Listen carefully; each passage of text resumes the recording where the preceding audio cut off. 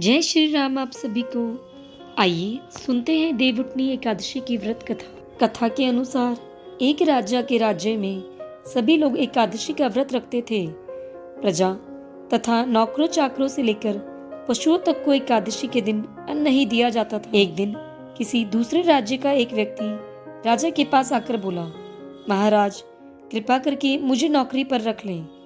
तब राजा ने उसके सामने एक शर्त रखी कि ठीक है, रख लेते हैं, किंतु रोज तो तुम्हें खाने को सब कुछ मिलेगा, परंतु एकादशी को अन्न नहीं मिलेगा।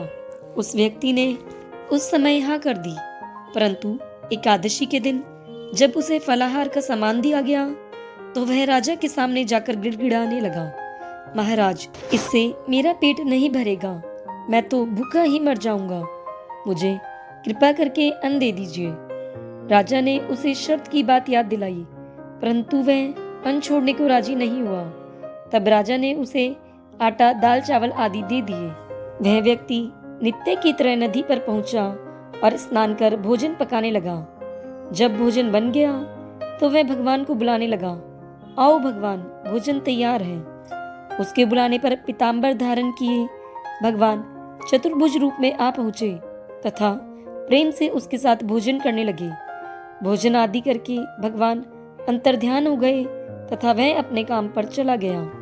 15 दिन बाद जब अगली एकादशी आई तो वह राजा से कहने लगा कि महाराज मुझे 2 गुना सामान दीजिए, उस दिन तो मैं भूखा ही रह गया।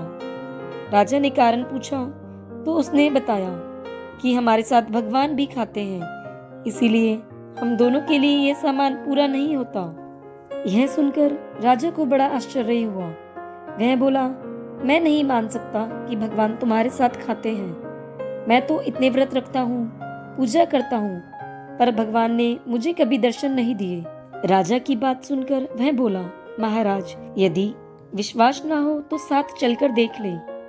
राजा एक पेड़ के पीछे छिपकर बैठ गया।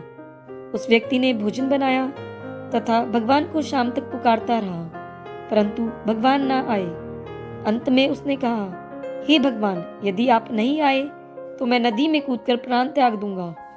उसके इतना कहने पर भी भगवान नहीं आए तो वह अपने प्राण त्यागने के उद्देश्य से नदी की तरफ बढ़ा।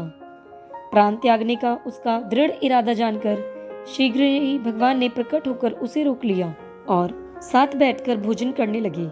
खा पीकर वह उसे अपने विमान में बिठाकर अपने धाम ले गए। यह देख राजा ने सोचा कि व्रत उपवास से तब तक कोई फायदा नहीं होता जब तक मन शुद्ध ना हो। इससे राजा को ज्ञान मिला। वह भी मन से व्रत उपवास करने लगा और अंत में स्वर्ग को प्राप्त हुआ। जय हो एकादशी महात्म की, जय हो विष्णु भगवान की।